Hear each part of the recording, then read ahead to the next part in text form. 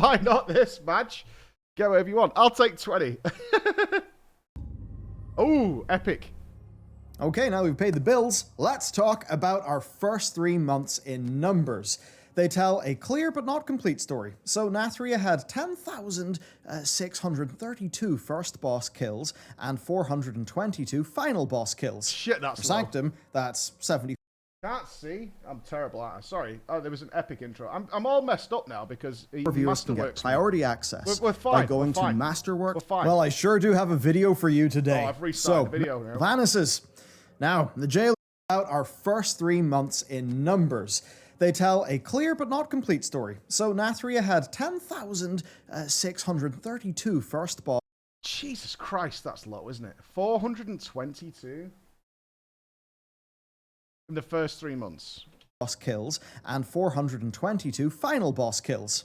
For Sanctum, that's 7,510 dead Taragoose and 643 dead Sylvanuses.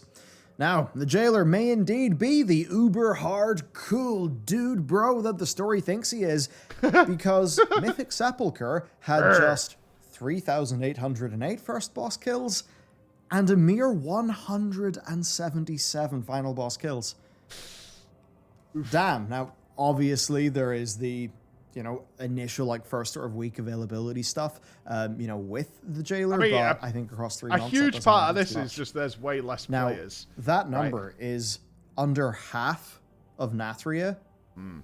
It's 3.6-ish times less than the Sanctum final boss kills. That tells a story, doesn't it? That's just wild. And this dataset does actually include many, many waves of nerfs. Now, this shows us that, for whatever reason, fewer mythic guilds are going the distance. If first boss kills are a measure of mythic participation... There's no way they lost 70% of their player base the story in the mythic scene? Yeah, I think so. I think that's a perfectly reasonable thing to get. I haven't got the numbers, but in the mythic section, I think it's reasonable 70% left over the course of Shadowlands. I think so. Is still grim because Sepulchre has half the participation of Sanctum. But wait, it's just really hard. So what's the problem? Well, let's compare some boss sort of kill numbers as the weeks roll on. Now, this way we can actually see what the nerfs did. Yeah, did the nerfs spoiler, help at all? This is big. Here's Halondrus, the big raid-wiping crab that we all love. Crab Daddy! The week before, April the 26th/7th nerfs, a total of 302 guilds had killed him across all regions. The week after, that number soars to 788, a 160% increase. I mean, does that not tell us all we need to know that these nerfs were indeed impactful? Anduin Rin serves as another example then. The week before he was nerfed on the 17th, 18th of May, 380 guilds had defeated him. The week after, that number is 608. By the week before his second big nerf on June 21st, 1,077 guilds had killed him. The week after, with the new nerf, that was 1,221. So, not a whole lot more, but definitely still an increase. Obviously, you would expect increases from week to week, but throughout the whole dataset, we do see a correlation between nerfs and then increases in kills. Okay. Though that said, we have seen a more generally diminishing effect with further and further nerfs. So, this all seems a bit spooky, but how does it actually stack up with other raids? Well, one way that we can do that is we can track the percentage of mythic guilds that got the cutting edge achievement within 3 months. Now, Emerald Nightmare kind of stands out for this one, but that's because Emerald Nightmare ended up being a total cakewalk. What's fascinating, though, is how low Nighthold and Tomb of Sargeras are at 1.86% and 1.55% respectively. So, how do raids from World of Warcraft's most successful expansion have the lowest number?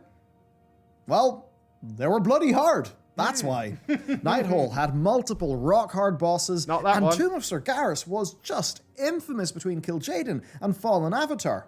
So much so that Sepulchre has actually had people speaking of Kil'jaeden and Fallen Avatar again. And when you look at the first boss kills, it does actually seem the participation was actually highest in Uldir, the first raid tier of BFA. Makes sense. A little bit of me wonders if the big popularity of the Race to World First as like a large live stream community event with loads of viewers and sponsors, if it kind of helped to notch up that participation. Just a sort of a wondering thought. Now, you may notice that Emerald Nightmare's first boss kills are pretty low, and then greatly increases for Nighthold, but in more recent times, you can see very clear spikes for the first raids of expansions, and then, you know, ones that are, I think, far clearer when you go and look at the heroic and the normal numbers. Now, when you compare Sepulchre of the first ones to Ny'alotha, it's kind of fascinating, and to be honest, it is a little rough for the game. Remember, the Ny'alotha was BFA's 4th raid tier. Sepulchre is only Shadowlands' 3rd, yet 6,111 guilds cleared Rathian in the first 3 months, while only 3,808 had cleared Sepulchre's first boss within 3 months. That does look like a decline in mythic participation to me.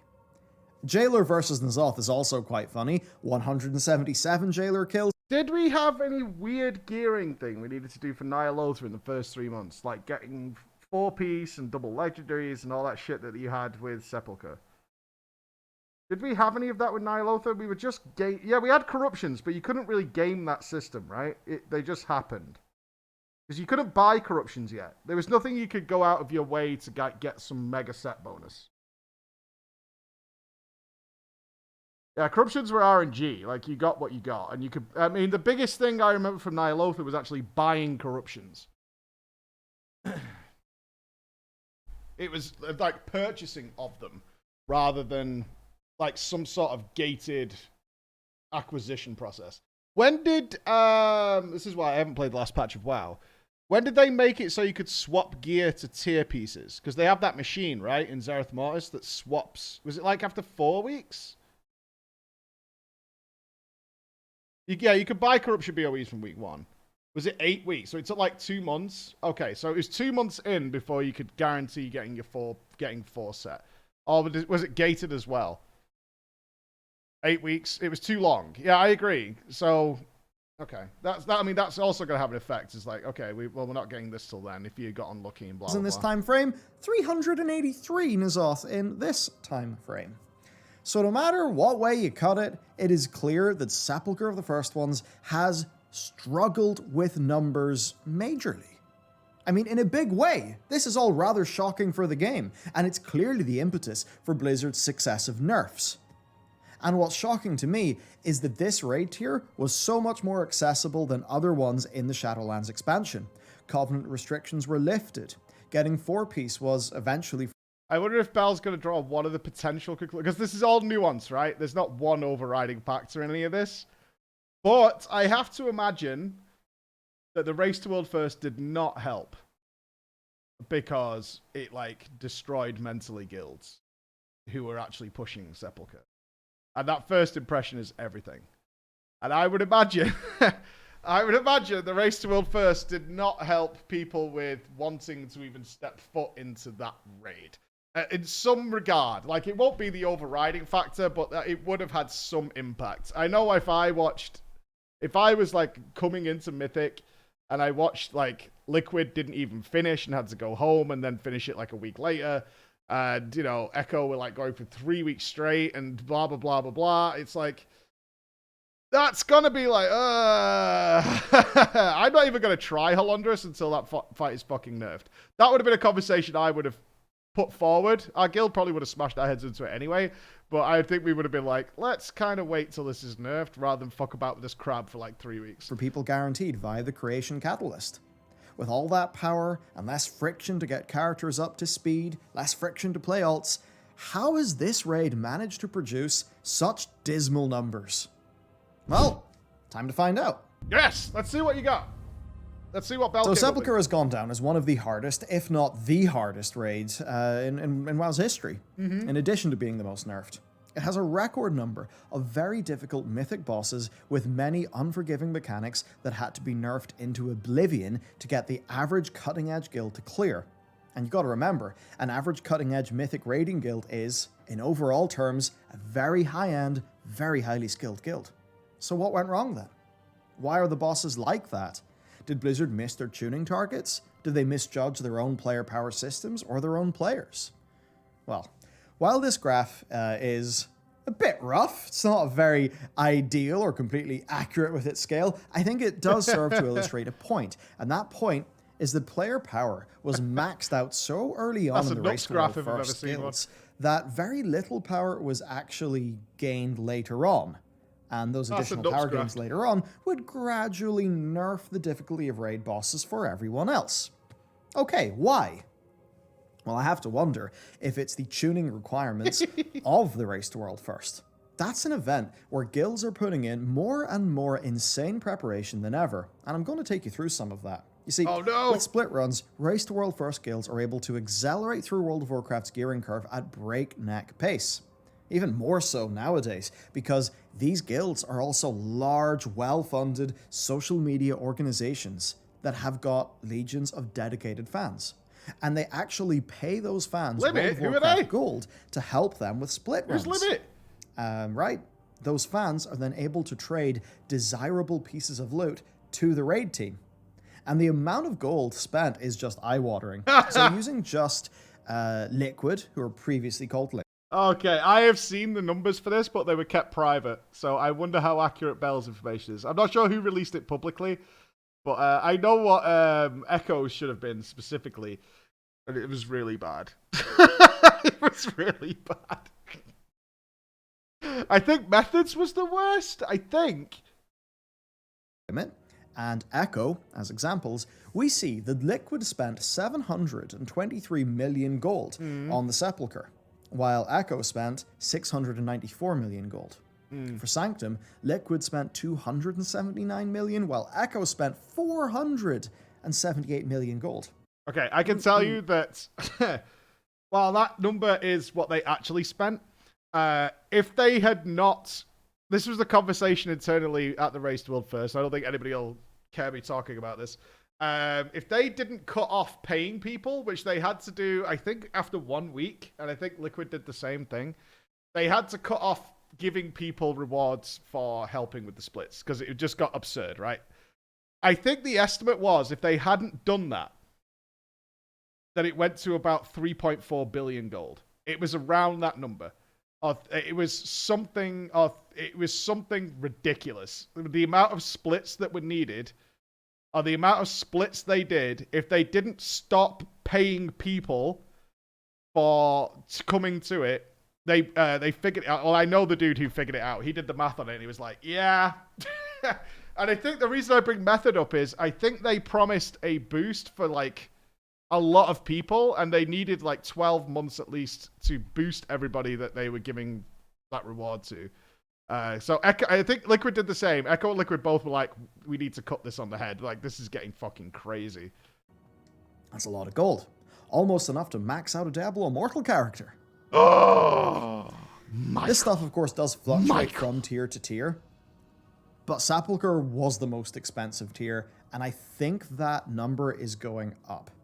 So the upshot is that these guilds get a huge power spike very early on because split runs let them condense many weeks of loot progress into like 2 or so weeks. Because of this, Blizzard had to tune later Sepulchre of the First One's bosses to that power level, because if they didn't, the race would just end up being a cakewalk. Now, this meant that Blizzard were tuning those bosses for nearly maxed out gear, I told my wife. Both double legendaries and a 4-piece set bonus. I told everyone that. I was like, look, this race only goes 2 weeks anyway, because we get double legendaries and then the raid falls over. Right? So, like, I'll definitely be back after 2 weeks. I promise you. I promise you. Because this what he's talking about now happens every single time. It happens in every single raid. It was historically true. I wasn't lying to my wife. This history tells us that that's what should have happened. Not what happened, though. I suppose a part of this is that it would never have been possible to defeat Jailer before the first reset because he literally wasn't available. Now, anyway, this tuning from Blizzard meant that by the time that average cutting-edge mythic guilds got to Anduin and beyond, they were actually at the same power level as the Race to World First Raiders. Yep. And they couldn't really exceed it that much. Something that otherwise has been possible in pretty much every modern raid tier. These average mythic players just weren't able to gradually outgear the bosses, meaning that with that not being possible, Blizzard had to increase clear rates by nerfing these bosses, as they ended up, intentionally or not, tuning bosses not only for incredibly well-geared characters, but also for that and being the best, most well-prepared raiders in the world. Nerfs happen pretty much every tier, but what's different is the extent here. These were not just minor number changes to account for a lack of gradual power acquisition. No. Some mythic mechanics have been flat out removed. Others, while not completely gone, are essentially nerfed to basically not exist when compared to their original state. The sheer amount and frequency of nerfs is unprecedented when compared to previous raid tiers in the World of Warcraft. So clearly then, main mechanic, the scale of the race gone first is kind of getting away from Blizzard. It makes it extremely hard for Blizzard to actually nail their tuning here. This means nerfs. Those nerfs then cause confusion and discontent, and that trickles down from the mythic raiders to people who watch them, to the other difficulties, because those with the most skin in the game often set the tone for the conversation, regardless of if that's actually their intent or not. Red Bull. And then that begs the question, what do the leaders of these organizations have to say? Must be a new guy. So Max leads Liquid, Scripe leads Echo. What do they think? Well, per Max, bosses tend to be tuned to be killable within week 1 in the race. That means killable without a second week of split runs, mythic gear, and in this case, things like double legendaries. Of course, it's a bit different this raid tier, because for narrative reasons, they split the post-Anduin content to be in the next week. Now, this is why there is, the sort of first reset thing. That's why there's always a lot of tension and excitement in the race as it's leading up to the first reset. I'll take some numbers here for you. So, Denathrius opened on the 15th of December. He was killed 8 days later on the 23rd. Sylvanas Mythic opened up the 13th of July. She died on the 20th. The Sepulchre race started on the 9th, but the final 3 bosses only unlocked the following week. And that ultimately led to a situation where Zovaal ended up being defeated on the 26th, a full 17 days after the race began. That is just more resets of player power that Blizzard had to tune Jailer and his mates for in order to have a good level of challenge for these players who are the most competitive on the planet. Plus, as Max points out, the raid was actually just really hard. The bosses required extremely precise positioning, and they had binary pass-fail mechanics that slowed down progression, making it harder for the sorts of guilds who would tend to just limp closer and closer and closer to the finish. Per Scripe, then, what split runs do for gearing is a massive problem, and he thinks that them not being possible would be good for... What's this? I think somehow a lot of people don't see the connection between split runs and raid difficulty and nerfs. No splits, less gear on top guilds, bosses are tuned weaker. Worse guilds can clear bosses easier as the concept nerfs itself weekly with more gear. Okay. For them as Mythic Raiders, because it would be, they wouldn't have to do it and it sucks. But it would also be good for the casual players, in his view. I would presume that that would be because it would make Blizzard's balance job a bit less mad. And that would be sort of good for all the players. But because big guilds are the only ones who have got the logistics to actually do split runs in this way and pay millions of gold to trade loot. It's one of those things where, yeah, there might be more... It's a bit like the tax code. The more complex it gets, the more it favors people with lots of money who can afford a good accountant. Now, Scripe also talked about removing barriers, and for him that means things like removing covenant requirements for soulbinds, the creation catalyst being there on day 1, the game being more alt-friendly, which thankfully they're doing for the next expansion, and reducing the impact of split runs. Also for him, reducing the need for add-ons by tweaking fight implementation, and then just like less odd things like people feeling they've got to farm Sylvanas daggers. So that all makes sense to me. And one thing I kind of keep on noticing is a lot of the things that, say, Scripe would say that, in a way are going to be good for the Race to World first and that kind of sphere of the game, they're generally quite good for the rest of the game too, because it mostly involves just making the design of WoW a bit more reasonable.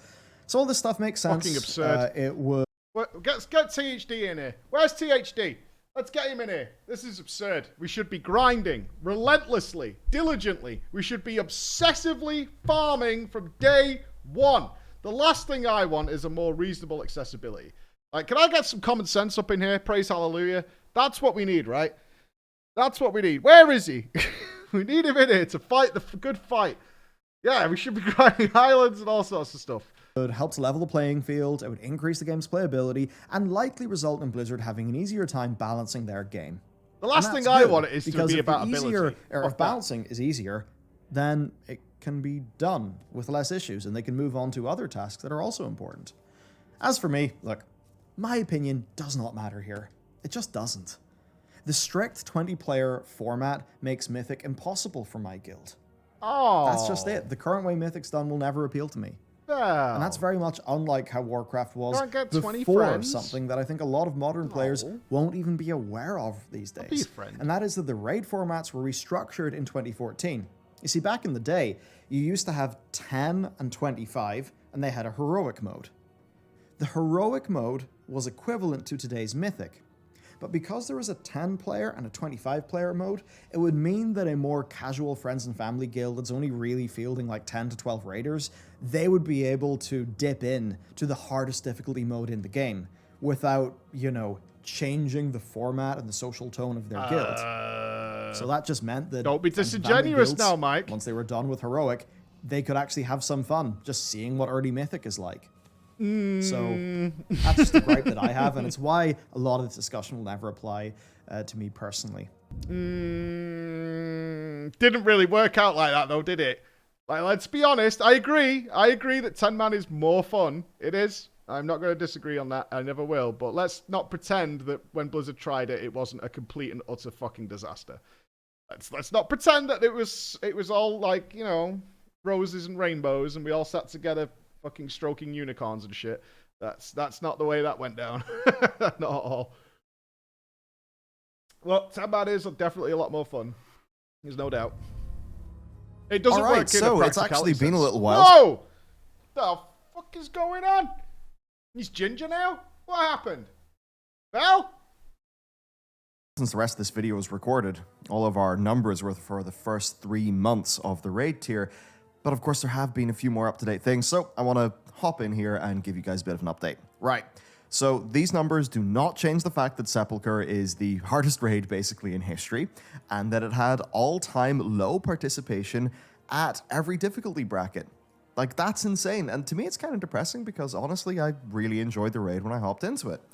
But we want to see how it changed. So, how did the nerfs go? That's the big question. Well, as of the week just before the big, and I think most likely the final massive nerf wave, we did see that the number of guilds that have defeated the Chuckler went up to 450. Did you call him the Chuckler? That's a great name for him. I've not heard that before. The Chuckler. 3. A month before that point in time, that number was 177. So that's a massive change. And looking through some of the other numbers, we see, you know, Anduin, Lords of Dread, they've almost doubled. Rygalon, 2.5 times increase, almost a 2.5 times increase. And those are numbers that don't actually reflect the most recent wave of nerfs. Now, for those nerfs, this is kind of funny. So from a single day of the latest and probably final nerf wave being active, 134 guilds defeated Zovaal across EU and NA, right? Now, that's kind of crazy as a number, because that is actually over 45% more kills than all of the previous week combined in one day. Big, right? And for the other bosses, they do have... What's the point of this video? Is it just that Sepulchre was too hard, and nerfs made it easier and more guilds got through it? What's our conclusion? Day 1 numbers that basically don't eclipse last week's numbers, but they are all still quite high, which just basically means we're going to see so many kills, at least compared to the trickle that we had seen over the next like 3 or so weeks in the lead up, of course, to Season 4. And then, when we look at some other bit more up-to-date numbers, after almost a week, so 5 to 6 days since the humongous wave nerf to the Jailer. I don't think so far we've talked about just overall here, a smaller player base, right?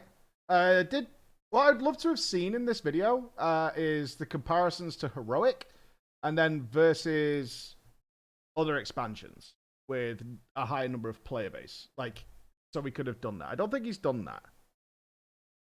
That's why I would have gone with it. Why am I acting like I'm making a WoW video? I'm not. Jailer kills have actually risen by 58%. Now, the other bosses in total have went, about 5 to 11%, so you can really see it's big for the Jailer. Now, there's still about 661 guilds that we can tell from the data who are actually progressing the last 3 bosses of the raid. If you include Anduin, that's 1,235 guilds. So really the big question here for Blizzard and these guilds is, in the number of raid nights that you're doing in a week, is that going to be enough to actually get the clear and to get those ahead of the curve and cutting edge numbers to be kind of proportionately where Blizzard would actually want them to be? Who knows? Of course, this video can't cover the full consequences of these nerfs because we'll know those in 3 weeks. So I feel like it's trying to show that Blizzard's making the raid easier so the numbers look better. To who? You've got to imagine the amount of people checking clear rates over time of bosses is absolutely minuscule. So is it to shareholders? Is it to investors to say we're seeing a good 10% clear rate or 20% clear rate, 30% clear rate? Because we know they track that for dungeons. Dungeons have a very pass-fail tracking bracket they do internally. Like how many people queue for a dungeon and succeed at that dungeon. Because they want that number to be relatively high, right? If you queue for random heroic, we should be looking at like a 90% plus clear rate on that process. So who are they putting these numbers out to? It's not for the players. Why would shareholders care about a single raid clear?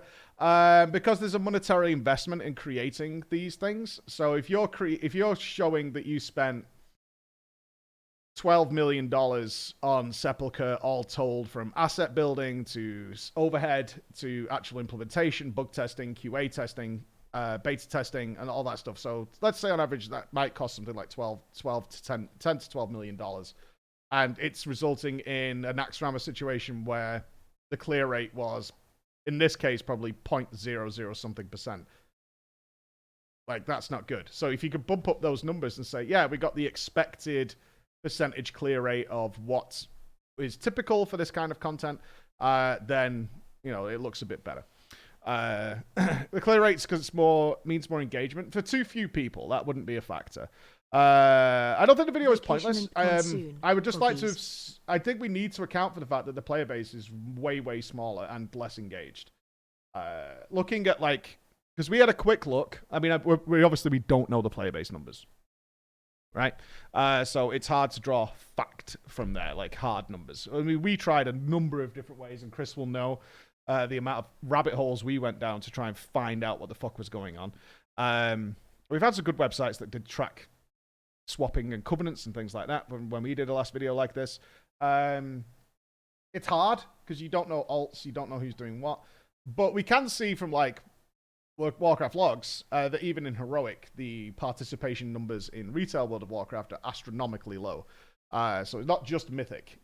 This is in heroic as well, where difficulty is not part of that equation in general, because it can be pugged and things like that. So there's other factors. So who knows? Maybe we'll talk about Sepulchre again. There's a bit of me that's kind of tempted to to hop in and kind of give you guys a number on the normal heroic etc. stuff. Yeah, because, that's what I think you should do that, Bell. I think you should. But lots of us do normal and heroic, right? So I wouldn't mind looking at that. We actually do have the numbers. It was just impossible to fit into this video while still doing a proper analysis of this mythic situation. I think for normal. I think the idiot outcome of this is that mythic should go. I don't think that's the case. One, Sepulchre is an abnormality. It is a complete freak situation that happened. Sepulchre is, in my mind, it's 2 raids that got stuck together. I think, although they will never admit it and actually try to deny it, everything I saw of Sepulchre, from casting this fucking thing and knowing every single square inch of this place, is that Anduin was supposed to be the last boss of this raid, and then the Jailer would have been the next raid. And they weren't going to do that, so they fucking glued them together. So we ended up with twice as many Endwing bosses as should have happened. It is ridiculously too hard. It was crazy. We all know that. Stupid. And they're never going to do that again, not just because of participation rates, but simply the impression that unfortunately, I'm guilty of being part of this, but I mean, I can only call a spade, is no doubt the Race to World First put off a ton of people doing this. And if I think back to Kill Jaden, even though Kill Jaden was not streamed, we did not get a Race to World First for Kill Jaden. The rumor mill was wild because Method, I think, claimed that world first, and it went on forever and ever and ever, and people were starting to leak that Kill Jaden is absolute bullshit and a guild killer. Simple as that. And people didn't want to raid Tomb of Sargeras because of that. Thankfully, my guild did kill Jaden. But there was top-end guilds that weren't even taking part. We also need to look at, again, the reduced player base. Like, there's just less players doing it, which means your number of kills, which a lot of the stuff in the video is number of kills that physically took place, is going to be less. Because, as we know, even if you've got 10 million players, the percentage of them doing heroic is less. The percentage of the people doing normal raids is less. The percentage of people doing heroic raid is smaller than that. And then the mythic portion is always small, to say the least. So it's not a case of removing mythic, but we need to look at it comparatively. And I would really like Bell to do that, because he's got the team to do it, is look at, like, not just a flat number, but a good guesstimation of the player base size at the time, and what's the percentage of kills taking place. Because realistically, the kill percentage of the player base taking part might be kind of the same overall. On heroic, maybe there's a few other things at play. It's a fascinating situation, though. And certainly this is a situation that Blizzard does not want to repeat with this is not happening again for ages. We said that since day one. How all that goes. And as an almost final update to this video, on the top... In fact, they talked about that... I'm surprised, when did this video come out? Because Ian talked about this recently, right? Is this from 2 days ago? Ian talked about this recently, is that... it was on Wowhead. That Sepulchre will not be repeated. Like, they have... I mean, we knew that, but they also have said that openly, that they're not going to... What do you want? Why are you creeping in? Wasn't creeping in. You creeped.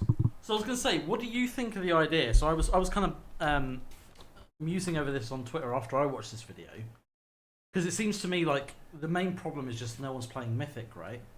No, totally disagree.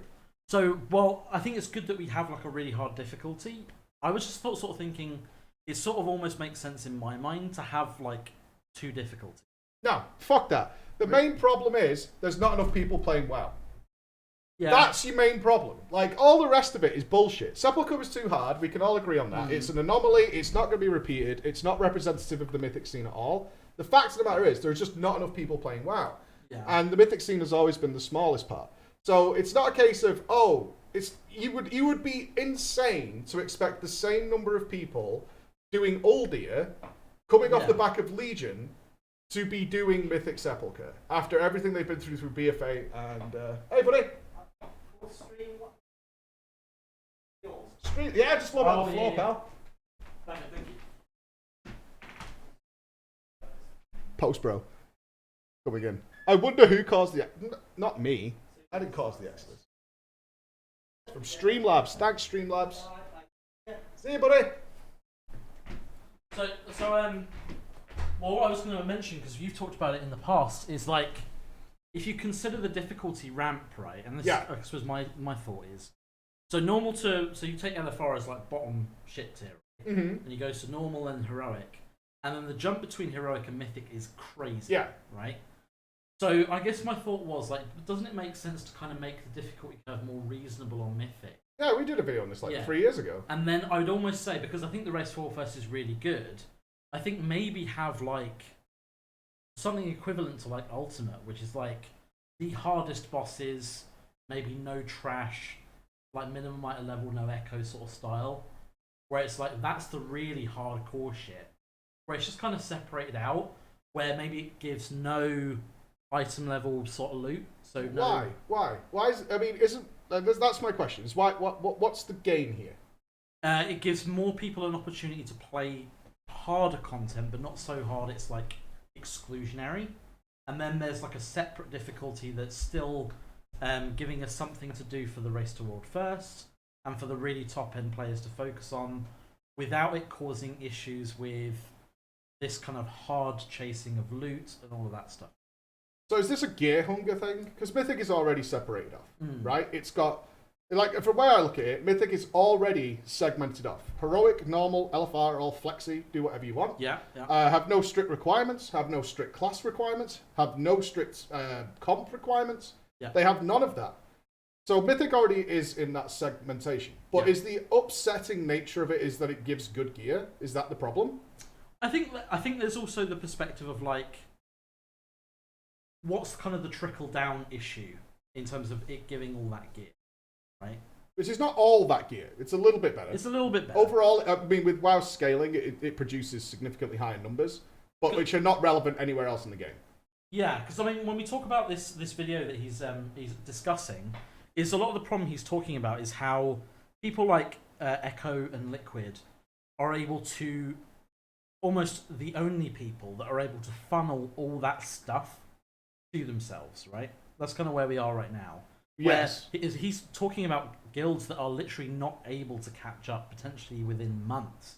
Right. So, I mean, for me, I mean, that is nothing to do with Mythic raiding. That is nothing to do with Echo and Liquid. That is entirely down to the daddy state that Blizzard created with loot. Yeah. Because as we know historically, every single change that Blizzard has ever made to try and be big brother to how you manage loot has led to far more degenerate things happening. Yeah, for sure. And that is one of the things they're trying to come back. Like, that's nothing to do, like, that. I would take that out of Mythic and Heroic or anything. That's over there. It's not their fault that you created a system where we can't trade things, that we now have to go to more degenerate lengths to try and get these items, and then you made it so it was less loot dropping in general.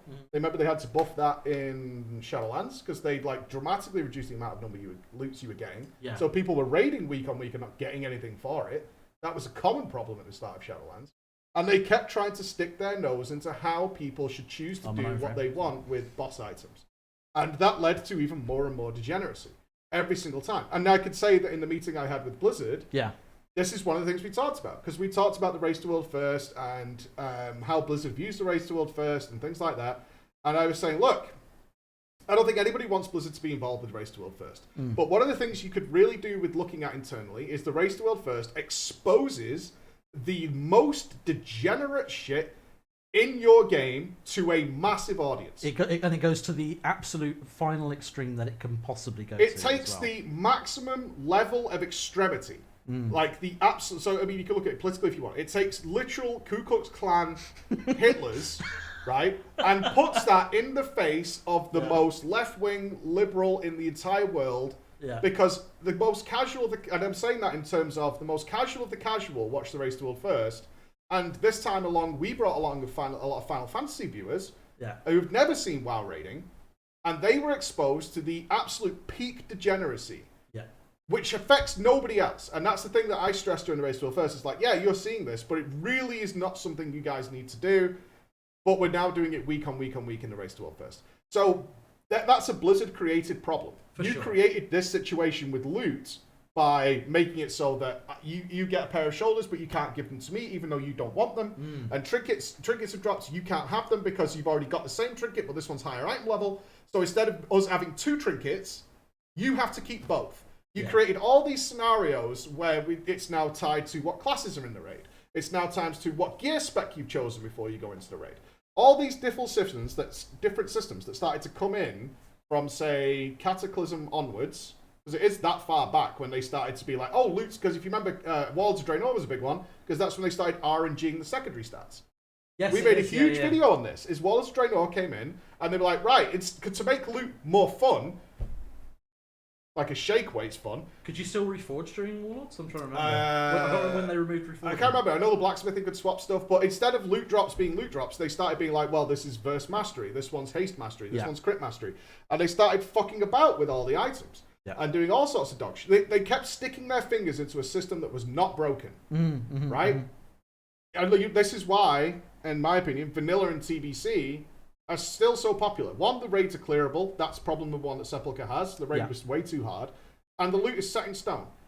This is what you get. You know what your abyss is. You know what your abyss is. You know where it's at. You know what it drops. Your biggest issue, and I've said this for probably the last 7 years with WoW, my biggest difficulty in getting an item should be killing the fucking boss. And that's it. Nothing more, nothing less. The thing I have to overcome to get my best item is to kill the boss that fucking drops it. Yeah. And nothing more. I shouldn't have to look at whether it's Titanforge, Warforge, whether it has gem slots in it, whether or not it dropped on somebody else who randomly loots it because of personal loot, and then can they even give it to me even though they don't want it?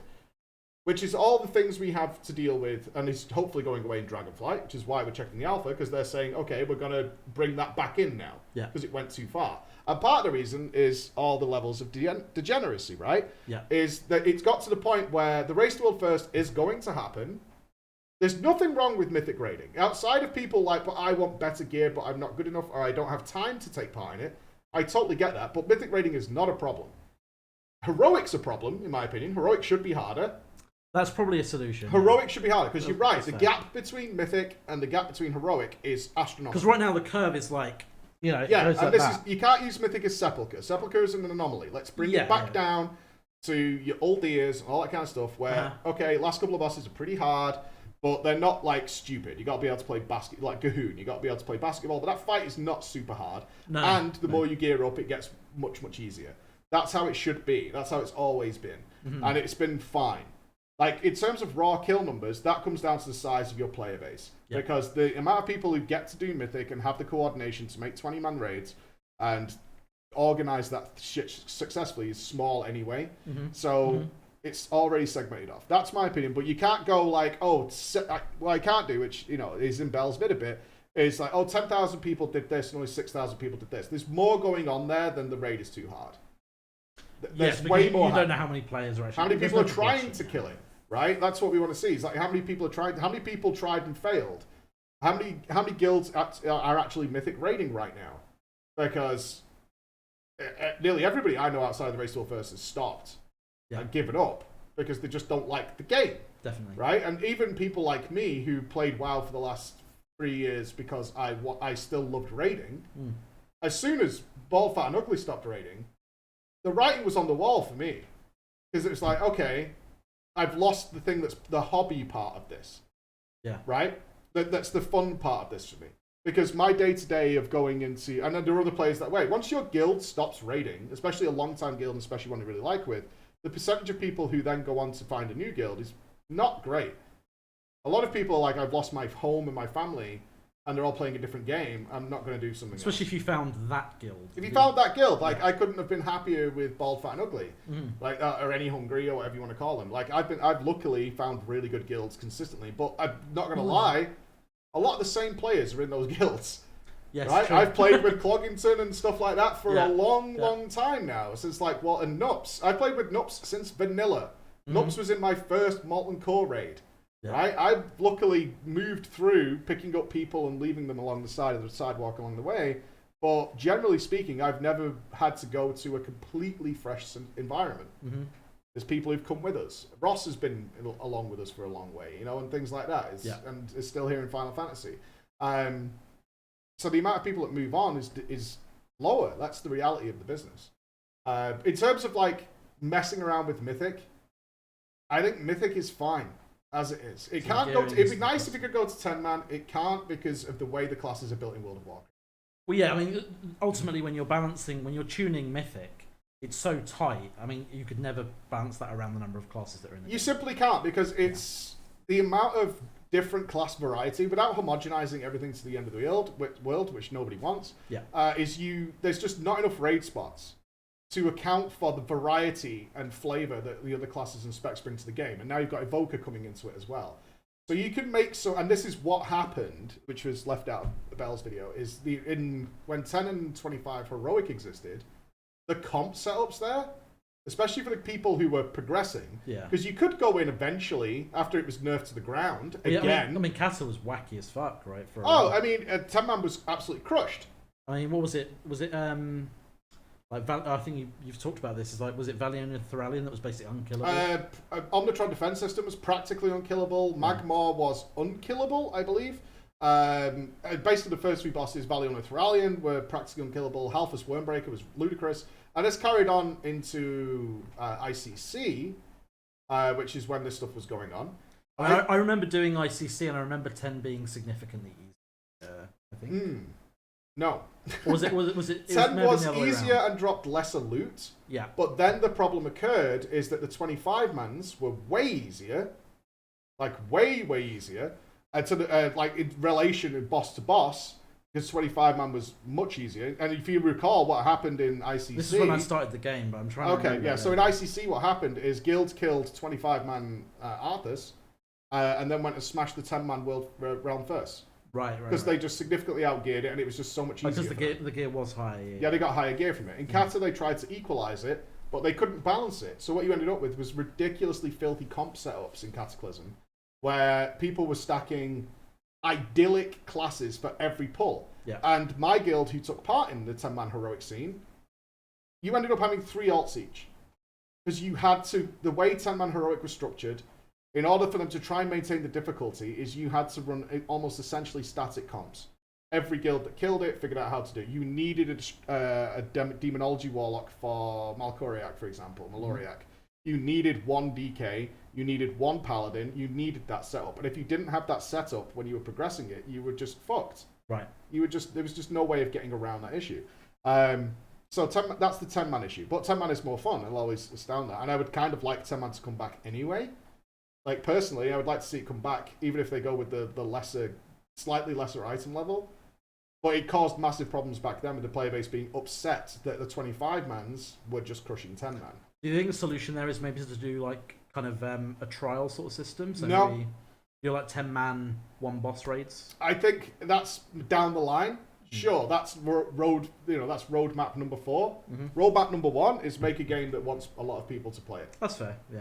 Ultimately, a lot of this comes down to the fact that there's just so many fewer players playing World of Warcraft that your numbers are always going to look shit regardless of what you're doing, and they're going to look shitter when it gets to the hardest levels of content. Yeah. Ultimately, the goal should be, you could argue the minutia to the death like we've done for years, but ultimately you need a fucking better game. You need a better game that has a massive player base, because then everything looks better. Yeah. Everything looks better. Like, your engagement goes up, more people are taking part, there's more... I mean, look at the trickle-down effect of there just being generally less players. There's less guilds. Yeah. Right? And then we saw towards the end of our lifetime of doing World of Warcraft content, is people actually denouncing guilds as being a bad thing for the game. We were seeing that everywhere. I was seeing it, certainly on very casual forums, is that you shouldn't join a guild. Guilds are bad for you. Not a terrible perspective if all you had was cesspool guilds.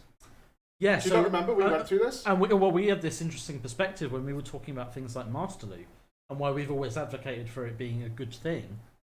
But people were talking about their own experiences in which they would be forced to hand over items that they didn't want to hand over. And that's the negative side. Yeah, And which maybe was that's not because- in existence before Master Loot got removed, because we checked. Yeah, that yeah. was something that came out sparsely and often out of greed. Yeah. I want to point that out, it was often out of greed that people did that. We did not find a widespread issue of Master Loot being an issue. No, and of course, what we would say in those scenarios is like, join a better guild, right? It's the Well, yeah, solution. we realised... Yeah, on this note, we realised that we'd put out an incorrect message, or I had, for many years, which was, join a guild. People had done. And they were like, "This, what are you fucking talking about, Mike, Yeah. you absolute prick?" Because I have joined a guild. It's basically green trade chat. Yeah. It makes no sense. Where we should have been saying, join an organised, effective guild. But from my perspective, that's what a guild is. Because you've never had a bad Yeah, guild, it's a group of people who have a similar goal. And so I realised after like 2 years, I think it was WoD into Legion, is when we started talking about cesspool guilds, is like we'd been putting out the wrong message. We're telling people to join guilds. And they're like, I have joined a guild. I did exactly what you said. And it's dog. It doesn't do anything for me. Nobody wants to talk to me. Nobody's pushing towards a goal where we should have been putting out the messages like, join a group of players that have a similar goal to you.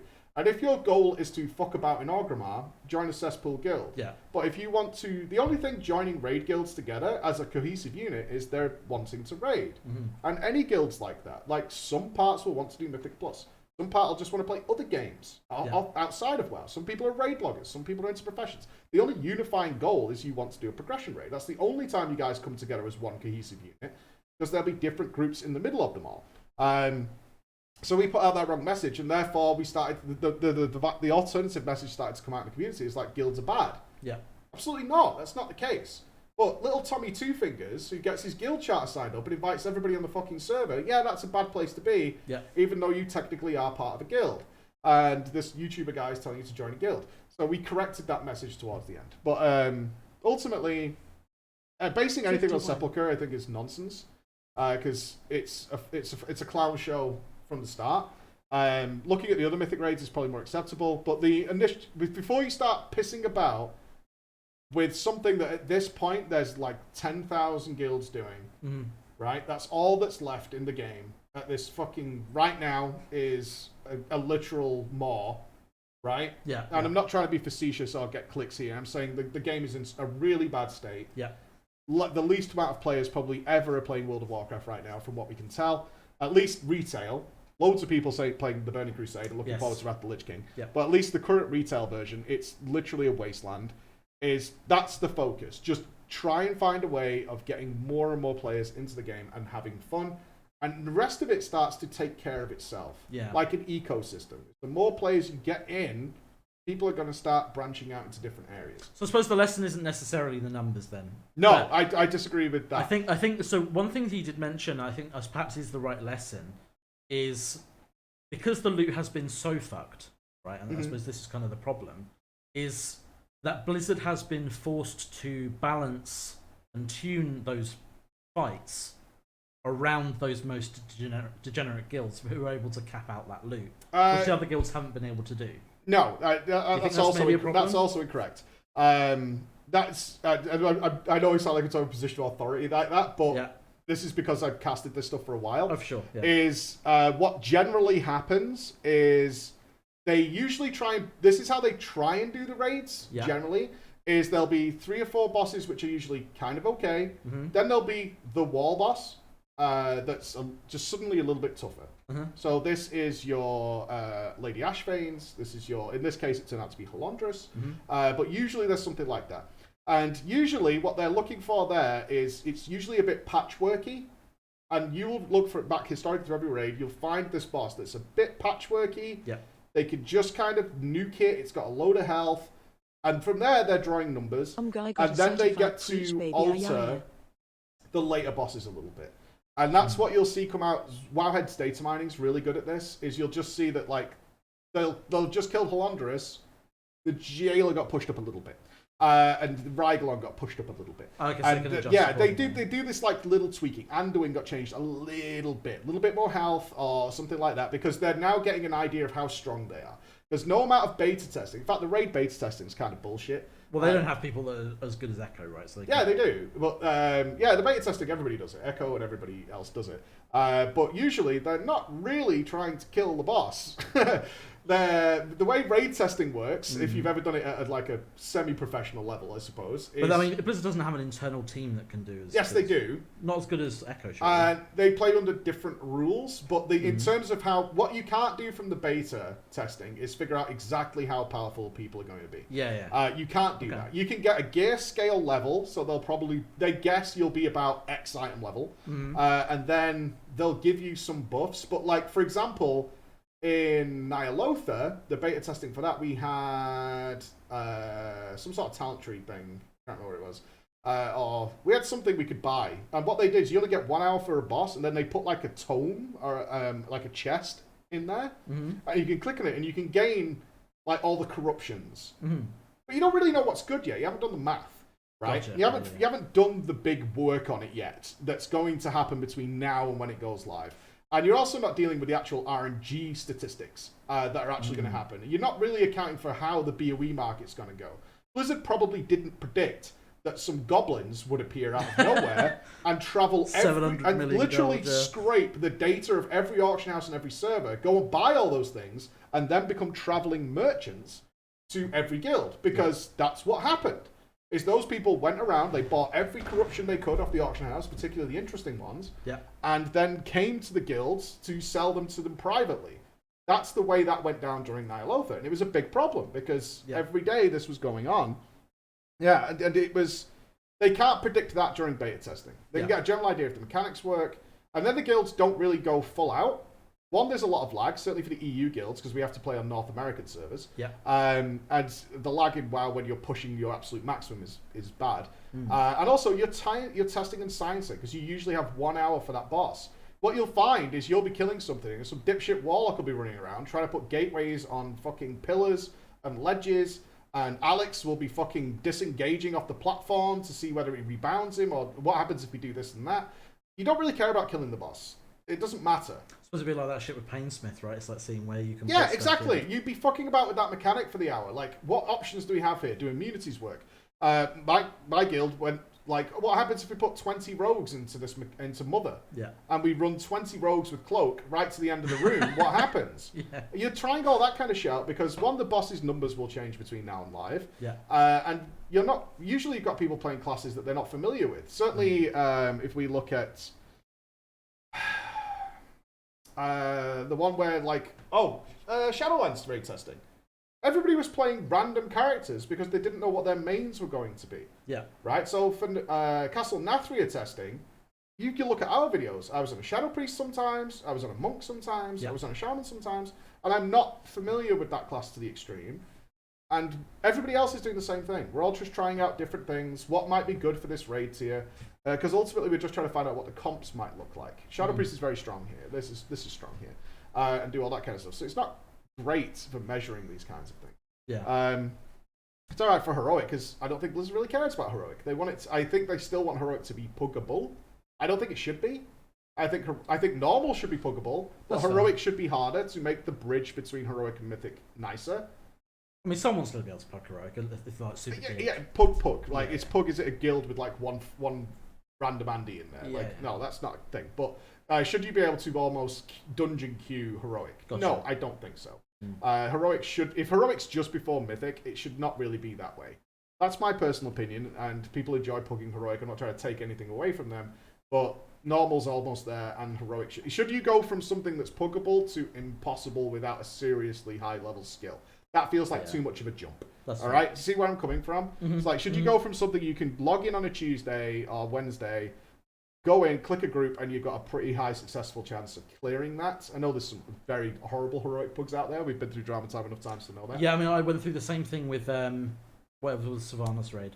When if I missed a couple of bosses, I needed to get my because I was still going after my sockets, my crystals, whatever they were called. Yeah, the gems. Yeah, the gems, right? Yeah. And so I was like, shit, I'm gonna have to pug 3 bosses, and it was awful, but you could do it. You could totally pug those Heroic bosses. Yeah, you get there. Yeah, I mean, the I did domination the sockets, Fresh yeah. Account series where we pugged everything as well. Yeah. So I mean, it's very, very much doable. It takes some determination, but it's there. But I don't think it should really. It's certainly past the halfway point. Not really. Without voice comms, I mean, they're more organized pugs, right? Pug is such a nebulous term. Yeah. There are pugs that use voice comms and get organized, and Max has done some good videos with those where you can see it's like you've got to join the Discord, you need to communicate what you're doing, you need to talk to each other. That's very different from like joining whenever you feel like and just getting on with things and hoping things are going to be done. There's a big array of what pug really means. But Mythic has killed a lot of players because they've done Heroic, which is usually, if you're even semi-organized, a bit of a cakewalk. It doesn't really teach you anything. It doesn't, yeah, like there are some bosses like Denathrius has caused some problems. Usually the Endwing bosses, Garrosh caused problems for a lot of people. But usually most of Heroic is pretty clearable by a semi-organized guild in some way. But Mythic is then like, it's on the roof, it's a skyscraper, and it's like, oh shit, like what am I doing here? And it takes some time to build up. But I don't think Mythic needs messing with right now. I think 20 is probably idyllic for the type of content it is. 10 would be nice, but it doesn't really work. So something else in there for 10 man, sure. You know what I mean? Like a 10 man Mythic mode, as long as it's on the understanding. And if people keep, I don't see why people are poking the bear of Mythic. It seems like the smallest problem to me that World of Warcraft has now is what's going on in Mythic. Yeah, I mean, it's probably like an error perhaps on the player's part, but I know certainly there is a lot of people who think that the current state of Mythic is inherently exclusionary. So there are going to be people that feel that way for sure. Right, but fuck them. Yeah, and I mean that seriously. If you're like, I deserve to be having mythic raid quality gear, Dragonflight is going to provide that for you. Yeah. Because I personally don't care. Because you can craft it now. You can craft that shit now. I personally don't care. If your attitude is I play WoW, so I am entitled to have mythic raid quality gear, content. Fuck you. Yeah. That's a terrible attitude to have. Regardless of my skill level, ability, or time to play, I should get this stuff. I personally don't care if you have all the best gear in the world. Yeah. That doesn't affect me at all. I don't give a fuck. But the difference is, if you want to walk through and say you need to change this part of the game that a lot of people enjoy, so I can play to suit me because I can't meet the requirements, no, go fuck yourself, right? Because there are so few. The player base is so small in the mythic scene. Yeah. That you coming in and trying to fuck about with it. Because you're not a part of it, so it doesn't affect you, right? And we saw this with Master Looter. It's all these fucking clown shoes coming in, screaming at Master Looter for pugs and things, where it never worked. No. You couldn't Master Loot in the environment those people are talking about. They just didn't know that. And it was so frustrating to watch these people, oh, well, I did an Argus pug last week, and the guy Master Loot. It doesn't work like that. No. It hasn't worked like that in forever. Like, you're talking absolute dog shit. Shut the fuck up, you clown. And it was really frustrating to listen to these people who had no involvement in it, don't touch it, have no intention of going near it, fucking about with it, right? I'm not saying Mythic is perfect. That's absolutely not the case. But there's way bigger issues that need to be dealt with. And going in, and I would never fuck with pet battles. Do you understand what I'm saying? Yeah, because it's nothing to do with me. Yeah, for sure. I don't feel entitled to it because I'm not involved in that part of the game. And if pet battles rewarded massive gear, I still wouldn't do it. I might do it at week 1 because I have to. I would bite the bullet like I've done if it's optimal for like the first. Yeah, if it's optimal for like week 1 to go and do it, I would probably do what I would ordinarily do. I would go to a website. I would get a guide on what pet I need. How do I beat it and get it done? In fact, I did do that during the Benthic zone. Because I've seen you do some world quests. The pet battle gave a shitload of reputation, so we went and did it then. But I'm not going to start fucking about with the pet battle system or request that it disappears or something. It's nothing to do with me. What I would like is, like, if you like that, go make your bit better. That's what I'm looking to say, is like, make your bit better. And if it's just gear, if it's just the item level of gear that you're chasing, I don't give a shit if Blizzard gives it to whoever. I really don't care. Like, if you could craft that stuff, fine. No problem. If you could do it through Mythic Plus, fine. No problem. And if you just go and do it, it's weird, right? Like the Legendary situation, right? Legendary's dropping from random pigs in the world and shit like that. Yeah, it's fucking weird. It's weird, but whatever. Well, it's probably better than having to buy a WoW token to get them, perhaps. But correct, right? Yeah. Like that's the level of it. It's like, yeah, it's weird that LFR drops my best legendary item. Yeah, it's weird. But whatever. I don't care. If you have it, I don't care. As long as, ultimately, as long as you're not getting dicked over like I was. Don't still destroy my gameplay. Yeah, that's all I'm main asking. Problem, is don't destroy my gameplay that I enjoy. That's what I'm saying. That's the argument. Don't destroy what I enjoy because you want the cherry off it, which is the gear. Yeah. Right? If you're chasing the cherry, don't throw my cake off the table. That's all I'm saying. Why don't we just have more cherries in different places that you enjoy? Which it seems like Dragonflight is doing. Correct. That's why we're testing. Because they're bringing back Group Loot, which should hopefully resolve Group the Loot is returning, which is basically Master Loot. Yeah. And they're crafted up to Mythic Raid level. They're going to drip feed it, but sure, they're going to put some restrictions on it. And they're going to up these requirements and the amount of resources you can get from all the other different areas of the game. Cool. That's all. Awesome. Yeah. You should be able to pick the route you want to go to enjoy, but don't destroy my gameplay. Because that's what I'm having fun doing. Because for me, and I'm sure there's a number of other players who've been in the Mythic scene for a while, Heroic's just too easy. It's boring. You take Mythic away, like some people are like, oh, there's nobody playing it. We should it get removes rid of the game for so many people. You just killed the game for all those people. Okay. Yeah. And then the idea that the same problem won't happen again in Heroic is lunacy. Yeah. You're absolutely lunatic if you think you just cut Mythic off, cut the head off the snake, and the problem just doesn't move to a different area. Because as we know, there are people that struggle with normal. Correct. So now they're going to be like, well, it's heroics turtles all the way down. Exactly. At a certain point. You can't just cut the head off the snake and expect everything to be fine. That's so dumb. And how many times are you going to trim this buffet? Oh, not many people are having X, not many people are taking part in Y. If they cut pet battles out of the game or whatever, I wouldn't care. Yeah. But I'm not going to go fight for that. Right? I don't care if there's 5 people doing it, or 2,000, or 20,000, or 2 million. I don't care. That's not my cup of tea. That's fine. But I'm not going to fight for it to be... they shouldn't waste dev time on that. They should put it onto mythic raids. Because that's what I enjoy. Right? And we saw this, actually, a good example of this level of entitlement is what we saw when people were trying to decide if legendaries should become drops again. So should they return to things like the Thunder Fury or Warglaves of Azeroth, where they drop from this boss? And every fucker argued that it should drop from the current raid difficulty they do. So the Mythic Raiders believed that Warglaive of Dragonflight should drop from the Mythic boss of the new raid. The Heroic Raiders said it should drop from the Heroic version. And the Normal Raiders argued it should come from the normal place, and the LFR Raiders said it should come from there. And there's no victory to be had if you have that mentality that it's okay if it doesn't hurt me.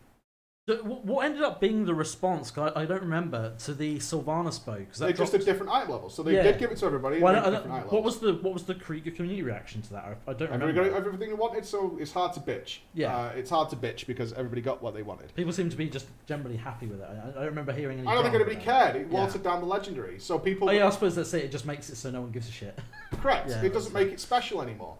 Right? It doesn't make it interesting. It doesn't make it fun. And that's where your loot problem also exists, is that the loot's just not that interesting. Which is not a legendary. It's a legendary, but I need to get an upgrade thing to make it in the good one. So I have the legendary, but I've got the LFR version, and it's like I got the item, but it didn't Titan Forge. But now I'm not in. And then we had that weird system where it's like, oh, you got the trinket, the base level. Well, you got the base level with no gem slot. But then Tony next week got the same trinket, but I had the most points or priority, so I got the trinket first. But he got the best but he got the Titan Forge one. Yeah. And now I'm not entitled to get a trinket until like 7 other casters get that trinket. Yeah. Then it comes back around to me again. And it's like, this is just shit. This is just not fun. It's not remotely interesting. It sucks. I coin rolled it and get fucked. Okay. Not that coin rolls were a particularly bad thing. I'm not trading it to you. Sorry. Yeah, get fucked. This is the nature of it. I coin rolled it. So, you then have rules where everybody, if you're going to roll an item, roll the coin now. Well, like fucking Arcana Crystals or the Benthic Pearls, it was the same deal, right? It's like... Yeah. You just have to spend thousands of them. Exactly. So, I mean, ultimately, I think it's good to... This video was good in terms of, like, how the nerfs are clearly opening doors to let the guilds that are still playing doing it. There's probably more data, I think. Yeah, I think if we would have done a similar subject, we would have looked at so it's probably nerfs in the past raid. And it's probably the difference with Heroic, I think, is relevant. Yeah, I think we would have looked at... I would have made us. So we got it. So I would have said, right, we can't really do this. What we need to look at is the player base size guesstimation. Yeah. As close as we possibly can versus participation. Let's get a percentage from there that we can see. Yeah. And then see how close we can get with that. It's obviously very difficult. But... I swear there was one point in this video where he does actually show the ahead of the curve stats. I think it's in one point. I'm trying to remember. But we still don't have the player base stats, do we? He didn't talk about the side of the player base, which is what I think is relevant here, because most of the video is on literal number of boss kills. Yeah. Which is... there is. Yeah. So it was this one here. First boss, last boss. But it's only how many of the guilds killed that took part in it. Yeah. So I mean, you can draw something from here in terms of, you can see obviously the big boost at the start. Yeah. I think I'm not sure if this was in the first 3 weeks as well, because that's a remarkably low number for the first raid of Legion. I believe this is all first 3 months as far as I know. Yeah, so not many guilds taking part, but you can see the big boost during the first raid, and then there's a drop-off. I mean, a more interesting stat for me, Chris, from here, is the amount of drop-off. This is just killing the first boss. Very severe over the course of 3 raids. Yeah, I mean, the only outlier there is Emerald Nightmare, but everything else seems to follow a very standard start raid, end of raid. Yeah. It's in a reasonable degree of difference. There's definitely some skew, as you go through. But again, you could look at Nighthold and Tomb of Sargeras, extremely hard. Star Augur, Cocked Block. We did a video on it at the time. There was 700 plus guilds stuck at Star Augur, and they never nerfed it. It was kind of brutal. They just left them there to die. Which was really unfortunate. Well, Tomb was the really bad one, wasn't it? Tomb had the last 4 bosses, which were just... I mean, guilds just didn't even progress Kil'jaeden. That's kind of a famous thing that needs to be brought up, is Kil'jaeden was so hard that they just didn't prog it, even if they were in the top 30 guilds. Yeah, a lot of them just quit because they were like... They were just like, we're not going to... They didn't even quit. They didn't quit raiding. They were just like, it's not worth it because it's going to stress our raiders out. People are going to be pissed off at each other. It's not worth it. But you can see in general, outside of the anomalous ones, which would be Sepulchre, Tomb, and Nighthold, the percentage is not that far apart in terms of people getting things done. Yeah. It's really not. So it's a case of, we can look at, say, it's 3,000. Yeah, but it's not too different, you know what I mean? It's not too different. But this is like rough data from whatever Bell's collected. And I would like to, if we'd had the population numbers... Which Blizzard has been very keen to keep hidden for a long time. Yeah, it's very keen to keep hidden. I mean, the last I heard it was well below 1 million, and it's coming back up now because Dragonflight excitement started. Sure, yeah. But yeah, it was, at least playing retail, is that it was well below 1 million. And it was really, really bad. Like, the Shadowlands, that was the last I heard, is it was way, way lower than what we even expected. But it's, because we estimated it to be about 1.4, I think, when we stopped doing WoW content. Yeah, it wasn't a lot. Yeah, it wasn't a lot. Like, our rough estimation was about 1.4, 1.2, I think. So we based our stats on, what was it? It was Mythic Plus, right? We based it on the amount of people choosing Covenants, because that's what you could track. Because we were doing the Covenant tracking video where, shockingly, Chris, everyone went with whatever was best for their spec. What a surprise, yeah. Yeah, what a fucking surprise that was. Make sure you add that into the WoW mega thread. It was a huge shocker that statistically that was true. And even then we still got called dickheads, remember? It's like, well, actually, Night Fae is thematically accurate to Druids. You fucking dickheads. Which is true. You say that for Rogues as well? Which is true. Yeah, we say that for Rogues. What we usually found was, like, it was overwhelmingly power, and then narrative things did seem to matter, but very... I mean, matter is like, there was a fart in the jacuzzi and we saw it once. Pretty low. Yeah, pretty Warlock's the same. Although I will say I always chose my Covenant based on narrative choice. Excellent. But you weren't under the ridiculous idea that people were not going to choose based on power either, I don't think. No, of course not. But as if I'm not going to play Condemn. Right, I mean, let's be real. Condemn gold. What am I going to choose? Night Fae Warrior? Fuck off. Yeah, exactly. Yeah. I mean, interesting. I mean, ultimately, nerfs make the raid more accessible, for sure. Yeah. This is actually, I would have liked the narrative that Bell did here, actually, to have shifted more to... The last patch of the expansion is usually Giga Fun Crazy Time. The 0.3 patch is historically known as the best time to come and play. Well, yeah, because they usually like... They usually open the floodgates and let you just do absolutely ludicrous, stupid stuff. All the nerfs have been put in place. Yeah. Usually they've done the catch-up systems and all the tedious systems. So if you had conduits, the necklace fucking thing... all the dumb shit we had to grind hardcore when it came out, where you've got to do 50,000 honor or whatever the fuck it was, to get your blood of the enemy. That shit's usually all been watered down, and they're making the end game really purchasable. I'm not sure if they're there right now. That's what it is now. I assume that's where it is now. So they would really like everybody to clear everything before the expansion's done and dusted. So that, I imagine there'll be more nerfs and stuff coming on to get that number even higher. Yeah, that makes sense. Because they want everybody to have completed the expansion. A kind of rule of thumb they've had since Naxxramas is like, oh, nobody got to do it and now it's gone. Yeah. And this sucks and this is kind of sad. So, yeah, we'll probably see that. But yeah, Sepulchre, I wouldn't base anything on Sepulchre. It's an outlier. Yeah, it's an outlier. It's a ridiculous situation that occurred. Like, I mean, I take apart every single thing on this list. There's nothing on this list. Even Nighthold and Tomb of Sargeras are not even close to what Sepulchre was. It was just so dumb.